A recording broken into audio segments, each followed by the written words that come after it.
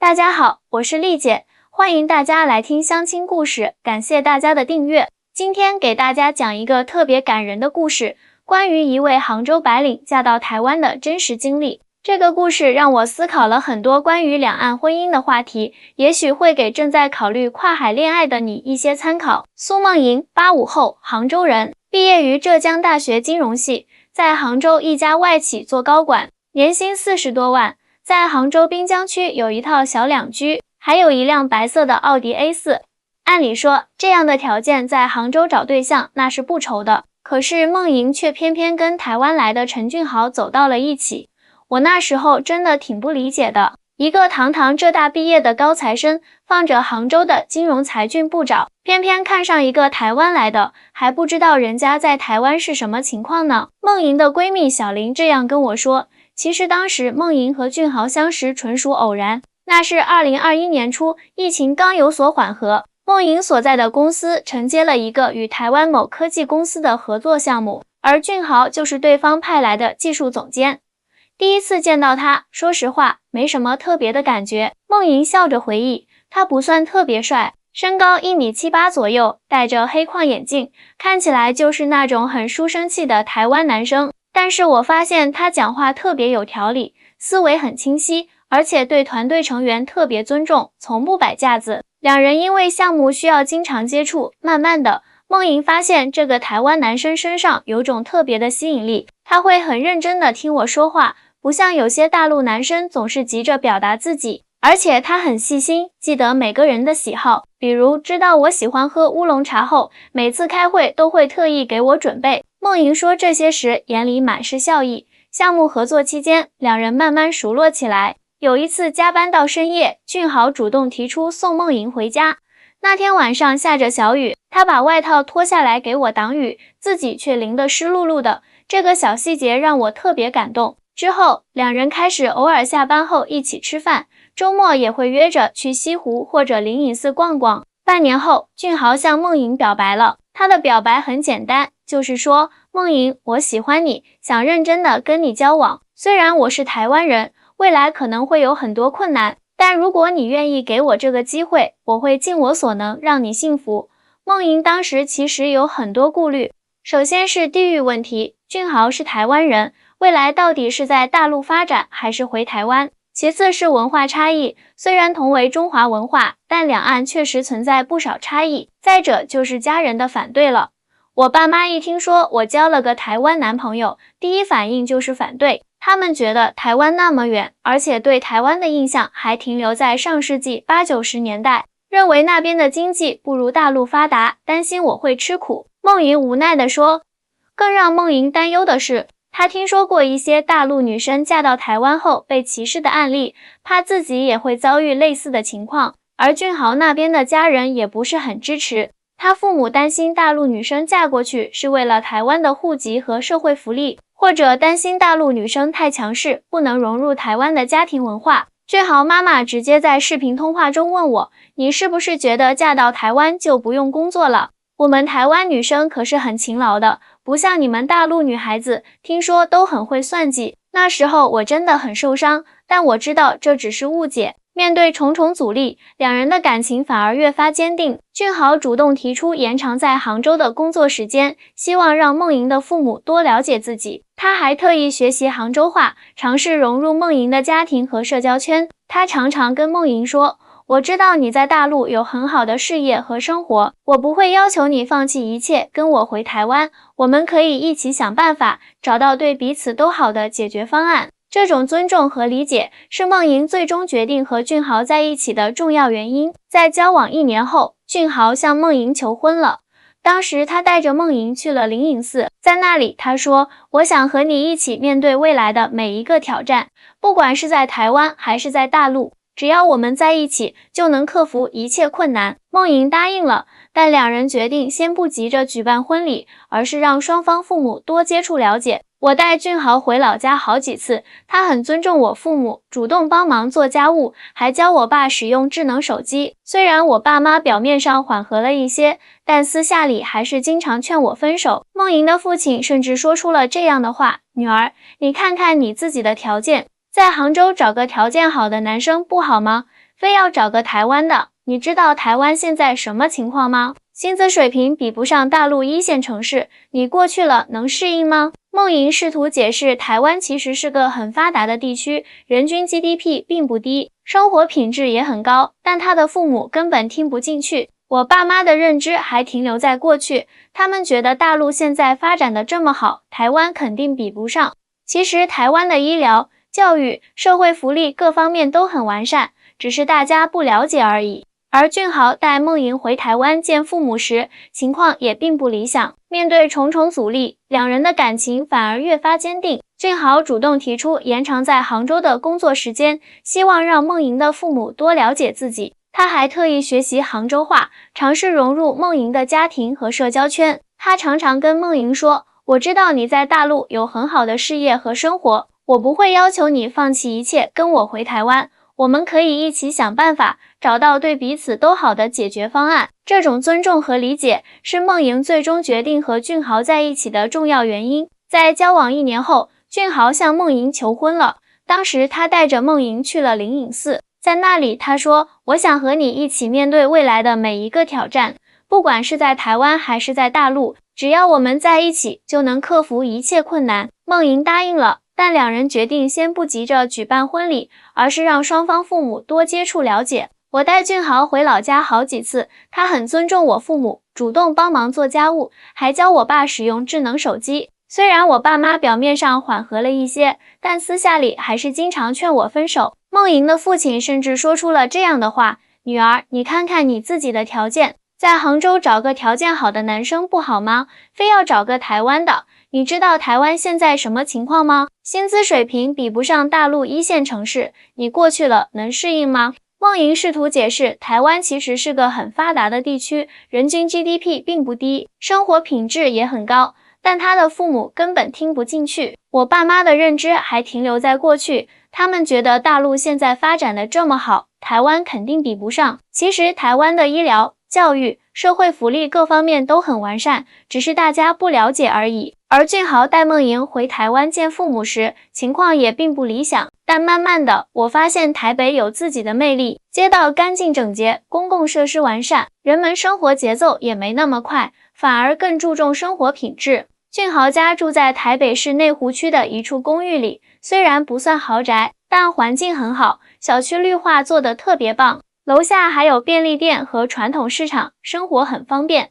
刚开始我不会讲台湾腔，常常闹笑话，比如他们说卫生纸叫面纸，公交车叫公车，洗手间叫化妆室。有一次我在餐厅找洗手间，服务员愣是听不懂我在说什么。孟莹笑着说，语言只是小问题，更大的挑战是文化差异。大陆人做事雷厉风行，追求效率，台湾人则更强调过程和人情味。刚开始我总觉得台湾人办事太慢了，后来发现他们是注重细节和品质。再比如，大陆人社交很直接，有什么说什么，而台湾人则含蓄许多，很多话都是点到为止，需要你去体会。婚后半年，孟莹在台北找到了一份金融顾问的工作，薪水虽然比不上在杭州的收入，但也足够体面。台湾的薪资水平确实比不上杭州这样的一线城市，但物价也没那么高，而且很多生活成本其实比大陆低，比如医疗保险覆盖面很广，看病很便宜，公共交通也很方便。我们家附近就有捷运站，去哪儿都很方便。工作中，孟莹也遇到了一些挑战，有些同事一开始对她有些疏远，私下议论她是大陆新娘。有次我无意中听到有同事说，她肯定是看上俊豪家有钱才嫁过来的，那时候真的很难过。明明我在大陆的条件一点也不差，为什么要被这样看待？好在俊豪一直很支持孟莹，两人共同面对这些困难。慢慢的，通过自己的努力和真诚，孟莹赢得了同事们的尊重和认可。我记得有一次公司举办尾牙，我主动帮忙策划活动，还教大家几个杭州特色小游戏，大家玩得很开心。从那以后，同事们对我的态度明显友善了很多。虽然在台湾的生活慢慢步入正轨，但孟莹心里还是放不下国内的父母。每逢节假日，她都会给家里打电话，但父母要么不接，要么就是冷冷的说几句话就挂断。那段时间是我最难熬的，感觉自己被原生家庭抛弃了。每次打电话回去，听到妈妈叹气的声音或者爸爸冷淡的语气，我都会偷偷哭很久。梦莹告诉我，她经常在夜深人静的时候，一个人站在阳台上，望着夜空发呆，想念家乡和亲人。俊豪看出我的想念，提议我可以回杭州看看父母，但我很犹豫，怕回去又会被各种说教，甚至担心爸妈会强行把我留下来。就在梦莹犹豫不决的时候，一个意外的消息打破了这种僵局，她怀孕了。知道自己怀孕的那一刻，我既高兴又忐忑。高兴的是终于要当妈妈了，忐忑的是担心父母知道后会更加伤心，觉得我真的把根扎在台湾了。俊豪非常重视这个孩子，处处照顾梦莹的饮食起居，还特意请了育儿嫂来帮忙。梦莹的孕期很顺利，但心理上的压力却越来越大。眼看预产期越来越近，我真的很希望父母能来台湾陪我，但又不敢开口。俊豪看出我的心事，主动提出要亲自去杭州，当面邀请我的父母来台湾。听到这个提议，梦莹既感动又担忧，我怕爸妈会为难俊豪，但他坚持要去。他说这是我们的家事，我应该负起这个责任。于是在梦莹怀孕7个月的时候，俊豪独自飞往杭州，准备面对这对难以沟通的岳父岳母。这一去就是整整1周。梦莹在台北忐忑不安地等待消息，却迟迟不见俊豪传来好消息。那1周我几乎吃不下饭，睡不好觉，只能靠视频电话看到俊豪平安无事，但他对于和父母沟通的事情总是避而不谈，只说一切都在处理中。终于在俊豪回台湾的前一天，梦莹接到了母亲的电话，电话那头母亲的声音明显哽咽了。妈妈说，莹莹，俊豪这孩子真的很不错，这几天他一直住在我们家附近的酒店，每天都来家里陪我们聊天。他告诉我们很多你在台湾的生活，还给我们看了你们的照片和视频。我和你爸商量了，等你生产的时候，我们会去台湾陪你。听到这个消息，梦莹激动得泪流满面。她没想到俊豪能做到这一点，更没想到父母终于愿意接受这个台湾女婿了。当俊豪回到台北，梦莹迫不及待地问他是怎么说服父母的。他笑着说，其实也没什么特别的，就是每天陪他们聊天，帮他们做家务，陪你爸下棋，陪你妈逛超市。我告诉他们我在台湾的工作和生活情况，也让他们看了我们的房子和生活环境的视频。我觉得他们最需要的就是安心和了解。原来俊豪还带去了很多台湾特产和礼物，每天都变着花样给岳父岳母做台湾特色菜，慢慢的拉近了与他们的距离。他还给我爸妈看了我们在台北买的房子的视频，让他们知道我在台湾过得很好。更重要的是，他向父母保证，每年都会带我回杭州看他们，也欢迎他们常来台湾住。这次沟通不仅让梦莹的父母放下了心结，也让俊豪深入了解了中国大陆的家庭文化和父母的顾虑。俊豪告诉我，他现在更理解为什么我父母会那么反对我们了。在他们眼中，台湾遥远而陌生，他们担心的不只是地域差异，更是怕女儿会受委屈，没人照顾。在预产期前1个月，梦莹的父母真的来到了台湾，这是他们第一次来台湾，对这座城市充满了好奇。我爸妈到台湾的第1天就被台北的整洁和秩序所惊讶。梦莹回忆道，他们说没想到台湾的街道这么干净，人这么有礼貌，完全不像他们想象的落后。梦莹的父母住进了俊豪家准备好的客房，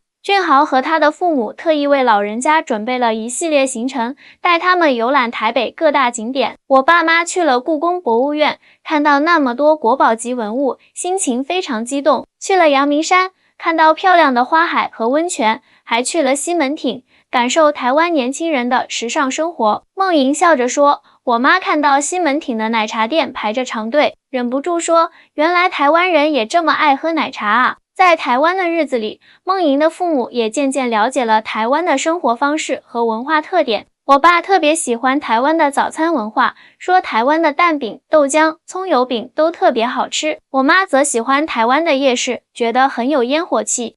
他们还惊讶于台湾的医疗制度，知道我在台湾看病不用排长队，费用也很合理。最让梦莹感动的是，俊豪的父母也放下了成见，热情招待他的父母。俊豪妈妈准备了一桌丰盛的家常菜，还特意学做了几道杭州菜。俊豪爸爸陪我爸下棋聊天，两位长辈居然因为共同喜欢钓鱼而成了忘年交。慢慢的，两家人的关系融洽了许多。梦莹的父母也终于认可了这个台湾女婿，甚至在私下里对梦莹说，俊豪这孩子比我们想象的要好很多。然而好景不长，在梦莹预产期前2周，父亲突然收到国内亲戚的电话，说家里有点急事，需要夫妻俩尽快回杭州处理。我当时心里很失落，但也理解父母的难处。临走前，我妈悄悄塞给我一个红包，说生产时有俊豪陪着，妈妈放心，等孩子满月了，我们会再来看你。梦莹的父母离开后，她的情绪低落了几天，但很快，新生命的到来让她振作起来。2023年8月，梦莹顺利生下了一个健康的女儿，取名陈雨桐。俊豪全程陪产，看到宝宝出生的那一刻，他激动地哭了。那一刻，我感觉所有的委屈和不易都值得了。宝宝出生后，梦莹和俊豪立即给国内的父母发了视频和照片。令梦莹意外的是，父母看到孙女的照片后，情绪特别激动。我妈在视频那头哭着说，宝宝长得可真像你小时候啊。我爸虽然话不多，但眼眶明显红了。那一刻，我感觉家里的隔阂又少了一些。宝宝满月时，梦莹的父母没能如约而至，只是寄来了一大包礼物和一封充满爱意的信。原来，母亲因为高血压住院了，无法长途飞行。看到妈妈的信，我哭了好久。她说她很后悔当初阻挠我和俊豪在一起。现在看到我们幸福的生活和可爱的外孙女，她终于理解了我的选择。为了照顾坐月子的梦莹，俊豪特意请了月儿嫂和月嫂，还按照台湾传统给梦莹准备了各种营养的月子餐。台湾的月子餐真的很讲究，有麻油鸡、猪肝汤、鱼汤等等，每天不重样。俊豪还给我煮红糖姜茶，说是可以驱寒。他的体贴让我感到特别温暖。在坐月子期间，俊豪的父母也经常来看望他和小外孙女，带来各种自制的糕点和补品。俊豪妈妈给我炖了很多滋补汤，还教我如何照顾新生儿。她说，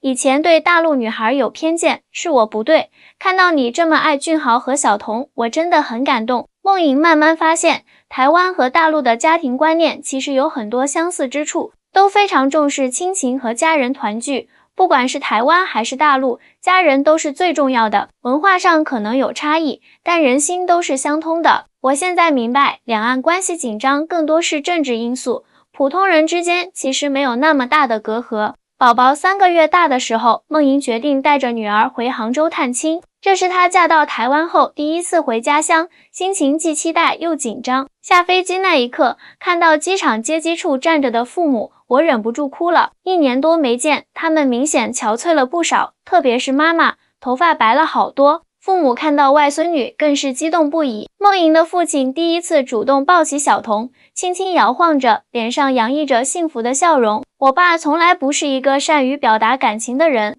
但那天我看到他眼中含着泪水，一直亲小童的小手，嘴里念叨着乖孙女儿，爷爷的乖孙女儿。回到杭州的老家，梦莹惊讶地发现父母已经把房子重新装修了一遍，专门为她和孙女准备了一间温馨的房间。房间里摆满了婴儿用品，还有我小时候的玩具和照片，看得出来他们花了很多心思。妈妈说这是给小童准备的，以后每年回来都可以住在这里。在杭州的1个月里，梦莹带着女儿走遍了城市的每个角落，重温儿时的记忆，也让女儿感受母亲成长的土地。我带小童去了西湖，去了我读书的小学、中学和大学，还带他去了我过去常去的小吃街。我希望他长大后能同时了解台湾和大陆的文化，成为真正的两岸宝宝。临走前的晚上，父母特意做了一桌梦莹爱吃的杭州菜，一家人围坐在一起，气氛温馨。那晚上，爸爸破天荒地举杯说，谢谢俊豪这孩子把我女儿照顾得这么好，你们下次来，我一定带你们去尝尝真正的杭帮菜。我听了，眼泪差点掉下来。回到台湾后，梦莹决定做点什么来促进两家人更好的沟通和了解。她和俊豪商量后，创建了一个家庭微信群，每天分享小童的照片和视频，让两边的长辈都能参与到孙女的成长中来。刚开始大家都不太会聊天，只是看照片点赞。后来慢慢的，我爸妈会和俊豪父母交流养育经验，俊豪爸爸会分享台湾的新闻和趣事，我妈妈会发一些杭州的美食和风景照。渐渐的，两家人变得亲近了。梦莹还利用自己的金融背景，帮助父母了解台湾的经济发展和投资机会，打破他们对台湾经济落后的刻板印象。我专门整理了一份关于台湾经济发展的资料，包括科技产业、医疗水平、教育体系等方面的数据，让他们了解台湾其实是个很发达的地区。我还介绍了台湾的社会福利制度，比如全民健保、产假育儿津贴等，这些都让他们对我在台湾的生活放心了不少。同时，梦莹也帮助俊豪的父母更好地了解中国大陆的发展变化。我给他们看了杭州的城市建设、科技创新和生活方式的视频，特别是移动支付、共享单车这些在台湾还不太普及的新事物，他们看了都很惊讶，觉得大陆发展得真快。通过这些努力，两家人的关系越来越融洽，甚至开始计划一起旅游。俊豪爸妈提议明年春天一起去日本看樱花，我爸妈也很期待。看到两家人能和睦相处，我真的很欣慰。随着小童渐渐长大，梦莹和俊豪面临的是如何给孩子一个融合两岸文化的教育。我们决定小童要同时学习繁体字和简体字，了解两岸的历史和文化。我给他讲杭州的传说故事，俊豪教他唱台湾童谣。我们希望他长大后能成为连接两岸的桥梁。梦莹和俊豪还商定，每年都要带小童回杭州住一段时间，让他感受大陆快速发展的活力，同时也要在台湾扎根，体会台湾社会的人文关怀和生活品质。我觉得这两种文化各有优势，快节奏和慢生活，效率至上和品质至上都有各自的价值。我希望小童能兼收并蓄，取两岸之长。然而，生活总有挑战。就在小童快要满2岁的时候，梦莹接到了一个噩耗，父亲突发心脏病，情况不太乐观。接到这个电话，我感觉天都塌了。我立刻订了最早的飞机，带着小童连夜飞回杭州。在飞机上，我一直祈祷爸爸能挺过这一关。幸运的是，父亲及时得到了救治，虽然做了搭桥手术，但总体恢复得不错。但这一次，梦莹看到了父亲的脆弱，也意识到父母已经上了年纪，她作为独生女，不能再因为跨海婚姻而忽视照顾父母的责任。看着躺在病床上的爸爸，我心里特别自责。如果我在杭州工作生活，也许能及时发现他的身体状况，不至于突发心脏病。梦莹把这个想法告诉了俊豪，没想到他非常理解和支持。俊豪说，你是独生女，照顾父母是应该的，我们可以考虑在杭州和台北两地生活，或者接你父母到台北来住一段时间。他的理解让我特别感动。经过一家人的商议，他们做出了一个大胆的决定，俊豪申请杭州分公司的工作，全家人每年有半年时间住在杭州，半年时间住在台北。这个决定对俊豪来说是个巨大的牺牲，毕竟他要适应一个新的工作环境和生活方式。但是他说，家人重要，这是我们共同的责任。就这样，3年后，也就是2026年初，梦莹和俊豪带着3岁的小童正式开始了两地生活。这种生活方式有挑战，但也有惊喜。小童在台北上幼儿园，在杭州参加兴趣班，他的普通话和台湾腔并存，小年纪就能轻松切换两地的语言和生活习惯。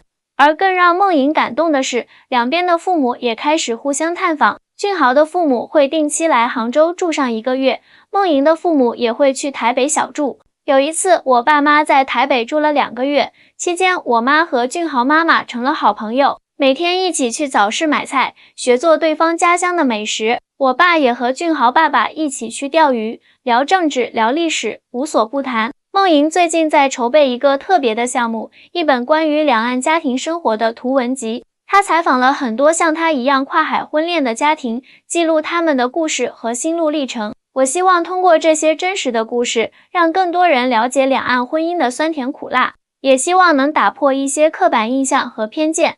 这本书的初稿完成后，梦莹特意送给了父母看。爸爸看完后沉默了很久，然后抱着我说，女儿，爸爸为你骄傲，当初是我们太固执了，现在看来你的选择是对的。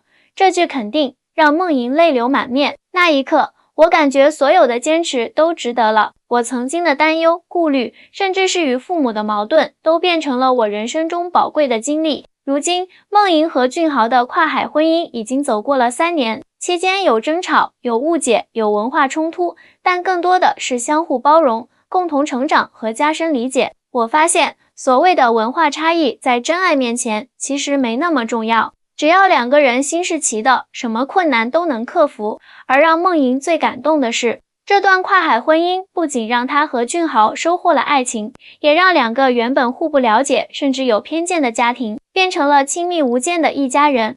现在每到春节，我们都会在台北和杭州轮流过年，2家人围在一起包饺子、看春晚、发红包，热热闹闹的，一点也看不出是跨海家庭。小童也在这种充满爱的环境中健康成长，他会用台湾腔叫阿公、阿嬷，也会用杭州话叫爷爷、奶奶，成为真正连接两岸的小天使。看着小童天真的笑脸，我知道我们的选择是对的。爱情需要勇气，也需要包容和理解。跨海婚恋确实有很多挑战，但只要心中有爱，没有什么是克服不了的。好了，今天的故事就讲到这里。如果你喜欢这个故事，欢迎点赞、收藏和转发，也欢迎在评论区分享你的看法和经历。我是丽姐，我们下期再见。